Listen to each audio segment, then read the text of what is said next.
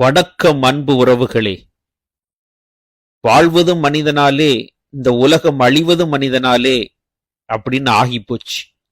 இன்னைக்கு சந்தையில வர காய்கறிகளை வாங்கி நம்மளால சாப்பிட முடியல. ஏன்னா எல்லாத்துலயும் மருந்து அடிச்சு கசக்குது. வெள்ளரிக்காய் கசக்குது, கேரட் கசக்குது, பீட்ரூட் கசக்குது, எல்லா காய்களும் கசக்குது. இங்க சைனாக்காரன் என்ன பண்றான் பாருங்க, காய்கறியை உற்பத்தி பண்றான். அதுவும் எப்படி? கெமிக்கல்ல காய்கறியை உற்பத்தி பண்ணி மனித இனத்திற்கு இவன் கொடுக்கும்போது இந்த மனித இனம் என்ன ஆகும்?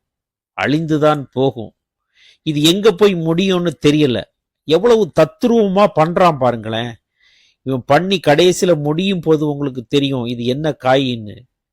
இது கோஸ். அவன் தயாரிக்கிறது கோஸ். இதை தயாரிச்சு நமக்கு மார்க்கெட்ல வந்து விற்கும் போது, இதை மனிதன் வாங்கி சாப்பிடும் போது அவனுடைய நிலைமை என்ன பாருங்க. எவ்வளவு தத்ரூபமா இருக்கு பாருங்களேன். அப்படியே கோஸ் அதுல வச்சு அவன் கட் பண்ணி காட்டுறான். உள்ளால ஒரிஜினல் கோஸ் எப்படி இருக்குமோ அப்படி இருக்கு. எப்படி இதை வாங்கி மனிதர்கள் சாப்பிட்டு இந்த உலகத்துல வாழ்றதுன்னு புரியல. மனித இனத்தாலேயே அழிந்துவிடும் போல் இருக்கிறது. கவனம் உறவுகளே. Download ShareChat.